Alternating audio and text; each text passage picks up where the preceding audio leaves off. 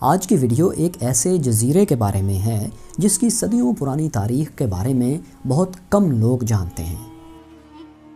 آج ہم ذکر کریں گے یورپ میں واقع اٹلی کے ایک خاص جزیرے سسلی کا، جہاں مسلمانوں کی کوئی خاص تعداد تو نہیں بستی، لیکن وہاں کی ثقافت، رسم و رواج اور زبان و ادب میں آج بھی اسلامی ثقافت اور کلچر کی گہری چھاپ موجود ہے۔ اس کی وجہ یہ ہے کہ مسلمانوں نے لگ بھگ 200 سال اس یورپین جزیرے پر حکمرانی کی ہے۔ اس جزیرے میں مسلمان کب پہنچے، حکومت کیسے قائم کی، اور پھر کب اور کیوں مسلمانوں کو جغرافیائی لحاظ سے انتہائی اہم جزیرے سے نکلنا پڑا، یہ سب کچھ ہم اس ویڈیو میں جانیں گے۔ سسلی یورپی ملک اٹلی کا تقریباً 26,000 مربع کلومیٹر پر مشتمل ایک انتہائی اہم جزیرہ ہے۔ یہ بحیرہ روم کا سب سے بڑا جزیرہ ہے۔ اس کا دارالحکومت پالرمو ہے۔ سسلی کی موجودہ آبادی 4 ملین کے قریب ہے۔ یہاں پر فرینچ، اسپینش، اطالوی، عربی اور یونانی نسل کے لوگ آباد ہیں۔ سسلی کی تاریخ میں اہمیت کی بڑی وجہ اس کی جغرافیائی حیثیت ہے۔ اگر آپ نقشہ دیکھیں تو اس کے ایک طرف براعظم یورپ اور دوسری طرف افریقہ ہے، یعنی یہ دو براعظموں کے درمیان ایک لنک کی حیثیت رکھتا ہے۔ سسلی پہلی بار بازنطینی سلطنت کے کنٹرول میں 6 صدی عیسوی میں آیا تھا۔ بازنطینی ہاتھوں میں جانے کے بعد سسلی کا نظام قسطنطنیہ، موجودہ استنبول جو ہے، وہاں سے چلایا جاتا تھا۔ 7ویں صدی عیسوی میں جب مغرب میں بیزنٹائن زور پکڑ رہے تھے، وہیں مشرق وسطیٰ میں مسلم خلافت بھی پوری طاقت میں تھی۔ اسی دوران ایران، مصر اور شمالی افریقہ کے کچھ علاقے بھی اسلامی سلطنت کا حصہ بن چکے تھے۔ یاد رہے کہ اس دور میں ان میں سے اکثر علاقے خلافت کے کنٹرول میں آنے سے پہلے بیزنٹائن یعنی رومن امپائر ہی کا حصہ تھے۔ 652 عیسوی میں خلیفہ راشد حضرت عثمان غنی کے عہد میں مسلمان سسلی کے زیادہ تر حصے پر اپنا کنٹرول قائم کر چکے تھے، لیکن یہ کنٹرول ان کی وفات کے ساتھ ہی ختم ہو گیا۔ 7ویں صدی کے آخر تک شمالی افریقہ کی اموی حکومت کی جنگوں کے نتیجے میں مسلمان موجودہ تیونس کے مشرقی ساحل پر واقع شہر کرتاج پر کنٹرول حاصل کرنے اور آباد ہونے میں کامیاب ہو گئے۔ یہاں انہوں نے بندرگاہیں بنائیں اور اس کی وجہ سے سسلی پر حملہ کرنا اور بھی آسان ہو گیا۔ 700 عیسوی تک مسلمان اٹلی کے ایک اور جزیرے پینٹلیریا پر کنٹرول حاصل کرنے میں کامیاب ہو گئے۔ اس وقت مسلمانوں کی آپس کی نااتفاقی ہی تھی جو ان کے سسلی پر قابض ہونے کی راہ میں رکاوٹ تھی، ورنہ راستہ صاف تھا۔ بلکہ اس دور میں بازنطینیوں اور مسلمانوں میں تجارت کے معاہدے بھی کیے گئے، جن کی بدولت مسلمان تاجروں کو سسلی کی بندرگاہوں تک رسائی حاصل تھی۔ مسلمانوں کی طرف سے سسلی پر کنٹرول کی پہلی باقاعدہ کوشش 740 میں کی گئی اور مسلمان سسلی کے علاقے سیراکیوز پر کنٹرول حاصل کرنے میں کامیاب ہو گئے۔ اب سسلی کو فتح کرنا بالکل بھی مشکل نہیں ہونا چاہیے تھا، لیکن اسی دوران شمالی افریقہ کے لوگوں نے اسلامی سلطنت کے خلاف بغاوت کر دی اور مسلمان جو سسلی کی طرف بڑھ رہے تھے، ان کو واپس تیونس جانا پڑا۔ 752 میں مسلمانوں کی طرف سے ایک بار پھر سسلی پر حملہ کرنے کی کوشش کی گئی، مگر خاطر خواہ کامیابی نہ ملی۔ 826 میں بیزنٹائن امپائر کے ایک کمانڈر ایومیس کو حکومتی کام کے سلسلے میں سسلی بھیجا گیا اور اس نے وہاں جا کر ایک راہبہ نن سے شادی کر لی۔ اس کی خبر بادشاہ مائیکل II کو پہنچی تو اس نے سسلی میں موجود جنرل کانسٹنٹائن کو شادی ختم کروانے اور ایومیس کی ناک کاٹ دینے کا حکم دے دیا، مگر ایومیس نے جنرل کانسٹنٹائن ہی کو قتل کر ڈالا اور سسلی کے علاقے سیراکیوس کو اپنے کنٹرول میں لے لیا۔ بعد ازاں یہ کنٹرول چھڑا لیا گیا اور ایومیس کو شمالی افریقہ بھیج دیا گیا۔ شمالی افریقہ جا کر ایومیس نے تیونس کے اغلبی امیر زیادت اللہ کو سسلی پر کنٹرول حاصل کرنے میں مدد کی پیشکش کی۔ اس کے بدلے میں اپنے مکمل تحفظ کی یقین دہانی مانگی۔ اور یوں اغلبی کمانڈر اسد بن فرات کی قیادت میں 10,000 پیادہ سپاہی، 7,000 گھوڑ سوار اور 100 کشتیاں تیونس کی بندرگاہ سے سسلی میں داخل ہوئیں اور مزارا ڈیل ویلو پر پڑاؤ ڈالا۔ 15 جولائی 827 کو یہاں سے بازنطینیوں اور اغلبیوں میں جھڑپوں کا آغاز ہوا، جس میں مسلمان جیت گئے۔ مسلمان آگے سیراکیوس کی جانب بڑھے اور ایک بڑے علاقے پر کنٹرول حاصل کر لیا، لیکن اچانک طاعون کی وبا پھیلنے کی وجہ سے ان کو واپس مزارا جانا پڑا۔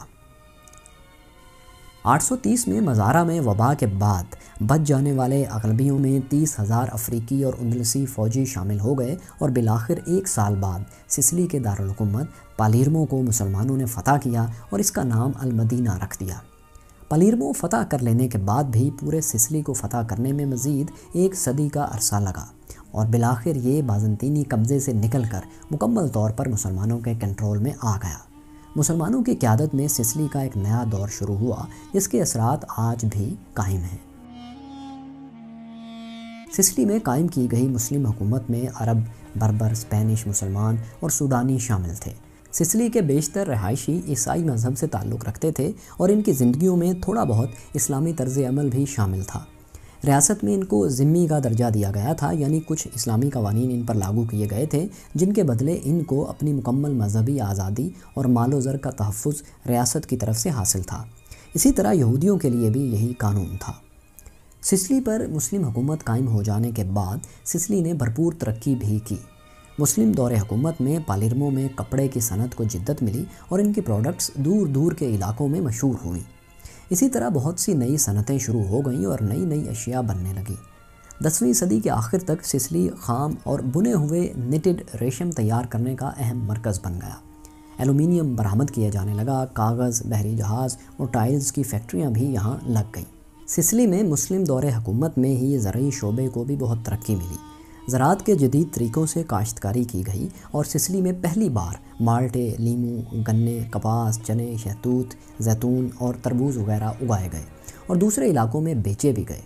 ان میں سے بیشتر پروڈکٹس آج بھی سسلی کی آمدنی کا بڑا ذریعہ ہیں۔ اس کے علاوہ نہری نظام مرتب کر کے آبپاشی کے نظام کو بھی درست کیا گیا۔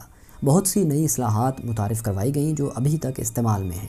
سسلی زبان نے عربی کی بہت سی اصطلاحات کو بھی مستعار لیا ہے۔ مسلم دور کے دوران سسلی نے بہت ترقی کی اور یہ دور سسلی کا بہترین دور بھی قرار دیا جاتا ہے۔ سسلی مسلم اسپین اور مشرقی مسلم دنیا کے درمیان ایک لنک بن گیا تھا اور تجارتی قافلے مراکش اور افریقہ کا سامان لے کر مراکش سے نکلتے اور تیونس سے ہوتے ہوئے یہ سامان پالیرمو اور مزارہ کی دکانوں تک پہنچتا۔ اسی طرح یورپی تاجر مشرقی پروڈکٹس کی تلاش میں سسلی آتے۔ سسلی کے ارد گرد حملوں سے بچاؤ کے لیے قلعے تعمیر کیے گئے تھے۔ اس دور میں سسلی میں 300 مساجد قائم کی گئیں۔ نئی نئی عمارتیں، اسپتال، محل اور دکانیں تعمیر کی گئیں۔ دوسرے علاقوں سے بھی لوگ سسلی میں آ کر رہنے لگ گئے۔ ایک مشہور جغرافیہ دان اور سیاح ابن ہوکل نے سسلی کی سیر کے دوران اس کو 300 مساجد والا شہر کہا تھا اور کہا کہ اس نے اس شہر سے دگنے رقبے کے شہر میں بھی اتنی مساجد کبھی نہیں دیکھی۔ اس نے ان مساجد کو مدرسوں اور تربیت گاہوں سے تشبیہ دی۔ اس نے سسلی کے تعلیمی اداروں کے معیار کو مسلم اسپین کے تعلیمی اداروں کے برابر قرار دیا۔ اسی طرح ایک اور مسلم مہم جو ابن جبیر نے پالیرمو کا دورہ کیا اور وہ لکھتا ہے کہ یہ شہر محصور کن ہے، یہاں قدرت کی تمام خوبصورتی پائی جاتی ہے، یہاں کے باغات، وسیع سڑکیں اور دریا آنکھوں کو راحت بخشتے ہیں۔ یہاں کی عیسائی عورتیں مسلمان عورتوں کی طرح کپڑے پہنتی ہیں اور چہرہ چھپا کر رکھتی ہیں۔ اس دور میں سسلی میں علمی اور ادبی لحاظ سے بھی بہت ترقی ہوئی۔ سسلی کے مسلمانوں نے مختلف موضوعات پر کتابیں لکھی۔ ابن یونس سسلی کا مشہور فقیہ تھا۔ عتیق بن محمد سسلی کا مشہور صوفی تھا۔ عبداللہ سسلی کا مشہور ماہر نباتات تھا اور ابو عبداللہ سسلی کا مشہور ریاضی دان تھا۔ اسی طرح بے شمار شاعر، مترجم، ماہر اقتصادیات، فلکیات، لسانیات یہاں پیدا ہوئے جنہوں نے نہ صرف سسلی بلکہ پوری دنیا میں اپنے علم کی شمع روشن کی۔ ان کی لکھی ہوئی کتابیں آج بھی محفوظ ہیں۔ 11ویں صدی میں سسلی میں مسلمانوں کا زوال شروع ہو گیا۔ 2 صدیوں تک مسلمانوں کی سلطنت کا حصہ رہنے کے بعد سسلی نارمنز کے کنٹرول میں چلا گیا۔ بعض روایات کے مطابق کچھ بااثر مسلمان آپس کے اختلافات کی وجہ سے خود ہی نارمنز سے مل گئے اور ان کی اطاعت قبول کر لی تھی، لیکن بعض روایات میں جنگ اور مسلمانوں کی قتل و غارت کا بھی ذکر ہے۔ اس طرح سسلی آسانی سے نارمن کے کنٹرول میں چلا گیا، لیکن نارمن حکومت نے مسلمانوں یا کسی بھی دوسرے مذہب کے لوگوں کو تنگ نہیں کیا، بلکہ مسلمانوں کے شروع کیے ہوئے کاموں کو جاری رکھا۔ نارمن حکومت قائم ہونے کے 200 سال تک مسلمان سسلی میں رہے۔ اس دوران بھی مسلمان ہر طرح سے سسلی کی تہذیب اور ثقافت پر اپنا اثر ڈالتے رہے، بلکہ کہا جاتا ہے کہ یہ اثر یورپ تک بھی پہنچا۔ یہ کہنا غلط نہیں کہ مسلمان حکومت ختم ہو گئی، لیکن مسلمانوں کے سسلی پر اثرات ختم نہیں ہوئے۔ سسلی میں مسلم کرسچن کلچر کو فروغ ملا۔ مسلمانوں کے کلچر اور تہذیب کو نارمن نے تسلیم کیا اور وہ مسلمانوں کو سسلی کی ترقی میں بہت اہم مانتے تھے۔ روجر ون، جس نے نارمن حکومت قائم ہونے کے بعد سب سے پہلے سسلی کی حکومت سنبھالی، اس کو کرسچن سے زیادہ مسلمان ہی سمجھا جاتا تھا۔ اسی طرح شروع میں جتنے بھی نارمن لیڈرز آئے سب مسلمانوں کی حمایت میں تھے۔ روجر دوم کے عہد میں بھی اہم ریاستی عہدوں پر مسلمان ہی تعینات تھے۔ ایسی مثال عیسائی دور میں اور کہیں نہیں ملتی۔ عدالتوں میں عربی زبان استعمال ہوتی۔ اسی طرح ولیم ٹو کے دور حکومت میں بھی طرز حکومت مسلم ہی رہا۔ 1198 میں روجر ٹو کا پوتا فریڈرک ٹو سسلی کا بادشاہ بن گیا۔ اس نے بھی اپنے دادا کی طرح مسلم طرز حکومت ہی رکھا۔ دوسری مسلمان حکومتوں سے رابطے بڑھائے گئے۔ ان دنوں فریڈرک کو اگرچہ پوپ کی طرف سے مسلمانوں کو سسلی سے نکالنے کے احکامات آتے رہے، لیکن وہ انہیں نظر انداز کرتا رہا۔ فریڈرک کے بعد کے دور میں سسلی کے حکمران بدلتے رہے اور مسلمانوں کو مختلف مسائل کا سامنا کرنا پڑا۔ ان پر کئی طرح کی پابندیاں لگا دی گئیں۔ 14ویں صدی کے آخر تک تمام مسلمانوں کو سسلی سے نکال کر اٹلی کے ایک دور دراز جزیرے لوسیرا پر بھیج دیا گیا۔ مسلمانوں کو نکالنے کا عمل مختلف حکمرانوں کی حکومت میں جاری رہا۔ ہر حکمران پر پوپ کی طرف سے دباؤ ڈالا جاتا کہ وہ مسلمانوں کو سسلی سے نکال دے۔ اس دوران بہت سے مسلمانوں کو قتل بھی کیا گیا اور مسلمانوں کو سسلی چھوڑنے پر مجبور کیا گیا۔ بہت سے مسلمانوں کو غلام بنا کر بیچ دیا گیا اور بہت سے تاریخ میں کہیں کھو گئے۔ اس طرح مسلمانوں کا 200 برسوں پر پھیلا دور حکومت تو دوستو اختتام کو پہنچا، لیکن آج بھی سسلی کے رہائشیوں اور گلی محلوں میں مسلمان حکومت کے اثرات نقش ہیں، اور سسلی آج بھی اٹلی کے باقی علاقوں سے مختلف دکھائی دیتا ہے۔ یہاں کے کھیل، کھانوں، رسم و رواج میں مسلم تہذیب کا عکس دکھائی دیتا ہے۔ آج سسلی میں جتنے بھی چرچ ہیں ان میں سے اکثر پہلے مساجد ہی ہوا کرتی تھیں۔